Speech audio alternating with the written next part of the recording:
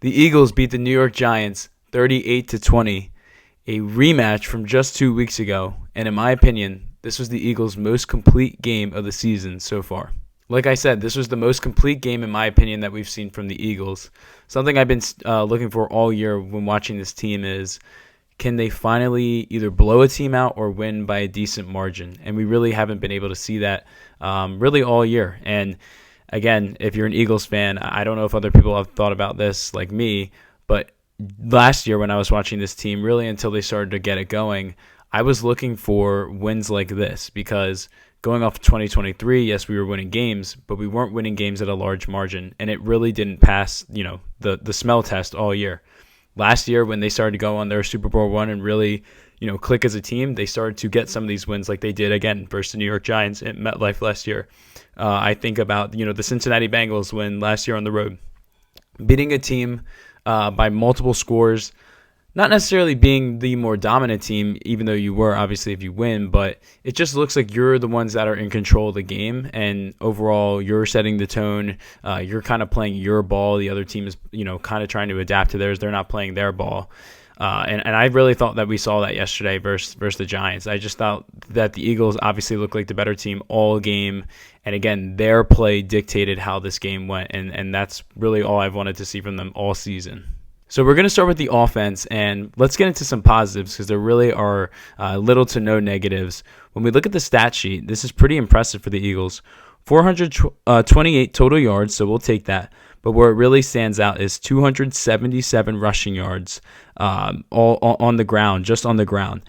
And that is so impressive from this team just because we haven't seen that all year. They really haven't gotten the running game going this year, which is, in my opinion, a little worrisome just because this team has been so good at running the ball really my entire life. But this last 5 years, I would say, with Nick Sirianni, they've been phenomenal at running the football, and they have not been able to get it done this year. And they finally get it done against the Giants. Now, the Giants are one of the worst run defenses in the NFL, but still, you will take it against a team like that. You can only play your opponent, and I thought the Eagles did a really good job yesterday of capitalizing against that unit. And both running backs did really, really good yesterday. Saquon got it open with a huge run, and he finished with 14 carries for 150 yards and a touchdown. And then surprisingly, Tank Bigsby, he ends up getting 9 carries for 104 yards. This guy, he has not looked great as a kick returner. I'll say that. He has not looked great as a kick returner, but man, did he make some plays yesterday in the running game. One of the things I really loved from him, and I watched him at Jacksonville, but I guess I never watched him with as much detail as I did yesterday because he wasn't on my team, was his ability to really stay patient. He would make a cut and then would almost, change his entire direction of where he was running and would just follow his blocks. I just thought he looked really patient as a runner, but also was really hitting certain holes, and again was also extending certain plays. I apologize, I didn't look this up in advance to the video. Whatever that second down play was after the Jalen Hurts sack where they were back super far and Tank just ends up getting the first down anyways, that was some impressive stuff. I just want to see a guy that's hungry, and I'm sure he is. He gets put into a new situation. He's traded out of Jacksonville. It's not like ETN's been the best running back over there either, so I'm sure that was a little annoying for him.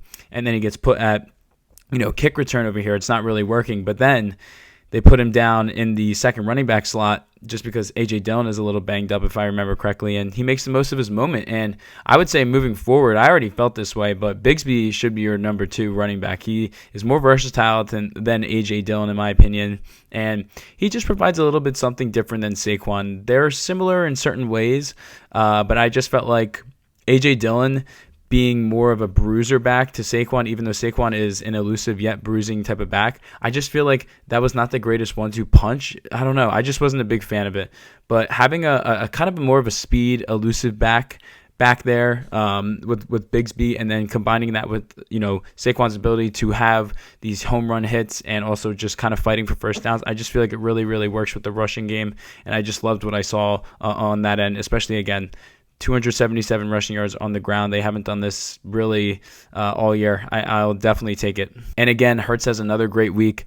He wasn't really asked to do a ton, but man, did he still make plays. 15 for 20. He has 4 touchdowns, only on 171 yards. But again, I don't care. 4 touchdowns, that efficiency, I will take it. And the way Hurts is looking right now, If the Eagles keep winning games and he keeps making plays, he might have to be an MVP discussion. I mean, he has 20 touchdowns right now to 2 picks.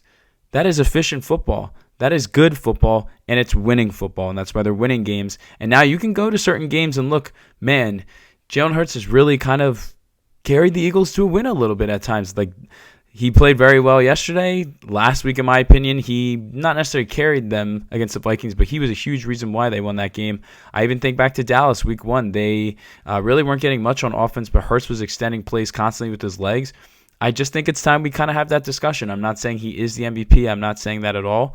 But just on what we base this off of, quarterbacks that win, quarterbacks that have good stats, that don't turn the football over a lot, he fits every single bullet point there, or whatever you want to say, checklist. He hits all of them. So it's just something to think about. But, man, I just want to give Hurts, again, credit. Didn't have to do a ton yesterday, but, man, when he was asked upon, he made a ton of plays. So we'll definitely take it. Now let's take a look at some of the receivers and the tight end. Devontae Smith, he really stepped up yesterday, especially with A.J. Brown being out. He finished with 6 receptions for 84 yards. Typical Smitty game, but that's just what he does. We look at Jahan Dotson, 1 catch for 40 yards and a touchdown. My God, that was one of the best plays I've seen in a while from a receiver. Just, again, the head top, the moss. That was some beautiful stuff. Again, a beautiful ball by Hurts and a beautiful play by Dotson, especially knowing the moment, taking advantage of a corner that was put in from the practice squad. When you get players like that, you have to take advantage of that, and that's exactly what the Eagles did, so I have to give them credit there. And then Dallas Goedert, a guy that, again, if you're a fan, a local fan especially, the whole narrative with this guy for years has been, this guy's really good, he just can't stay healthy. He had 2 touchdowns yesterday, and he's already has 7 all year. He, regular season wise, the most he ever had was 5. The most he ever had was 5 in a season. He's already at 7. They are really getting him involved in the offense this year. He's even missed 1 game, and he still has 7 touchdowns. He's just doing a really good job. Jalen's looking at him. He's hitting him a lot, and he's finding him in the red zone. It's just stuff you want to see. I'm glad he's getting involved. And again, if he continues to stay healthy, which I hope he does, I don't see why this guy can't be one of the better tight ends this year, especially with, again, Kittle's been out. Brock Bowers has been hurt. Again, I'll take a couple guys over Dallas Goedert, but still, production-wise, he's really doing his thing this year. When we get to the O-line, I thought that the run blocking looked pretty good as well. Again, 277 yards. I don't really need to say much more about that. I thought that they did a really good job. My only negative really for the entire offense, and again, this goes on the offensive line, is they still let up 4 sacks in the passing game. In my opinion, that's just not good enough. I know the Giants have invested pieces into that part of their defensive line, but still, you got to be better. 4 sacks is not good enough. Jalen, one of them, he had to really throw that ball away. He took way too deep of a sack, but still 4 sacks. I'd like to reduce some of that pressure, but the fact that they're at least doing a better job of run blocking, that is a positive in my opinion. And the last positive I have for the offense is Kevin Patullo, his first time in the positive section this year in my recaps. Patullo, thought he did a better job at play calling this week. By far his best play calling job as well. I thought he did all right last week, but there were still some times where the offense got stale. But man, did he just dial up some good plays today. I felt like there was good flow. And the main things that I've really gotten out of this offense from yesterday was, again, they were starting to establish a little bit more of a flow. They're now starting to run the ball more under center, which is so good for Barkley and the rest of the backs in this system. And also, I just like seeing Jalen Hurts play under center a little bit more. I think it brings a little bit more to this offense. It's less predictability. Jalen Hurts does a little bit more of something that he's not used to doing as much. I just think it's good for the offense in general. And I really love that they were running the football yesterday and still trying to attack when they were up with a decent lead. We didn't see this, a couple weeks ago against Denver. They just wanted to pass, and just keep giving Denver more time on the clock. No, let's run the clock. Let's actually, do basic football stuff, play the clock, keep the chains moving, get the Giants offense off the field, keep them off the field, and just wear down that defense. So that's what I really liked. And again, I have really no complaints other than the offensive line needs to limit some sacks here and there. But overall, I thought the offense looked really, really good yesterday. And the same can be said about this defense. I'm not really going to have really any negatives with this defense. There's very small nitpicks here and there, but when we get into the defense and look at the statistics, it just looks really, really good. 178 passing yards allowed to Dart. He really didn't have much yesterday. Just didn't have a ton of guys to throw to. And, of course, there was pressure as well that was really, really messing him up. I don't remember how many pressures there were, but 5 sacks in total. Again, that's the best day the Eagles have had so far on the D-line. And, you're getting Brandon Graham back. In the next game, you're also potentially getting Nolan Smith back. So this D-line should only be getting better. But it was good to see that, especially Jalen Carter was getting involved as well. Just little things like that I thought were huge. 68 rushing yards given up as well.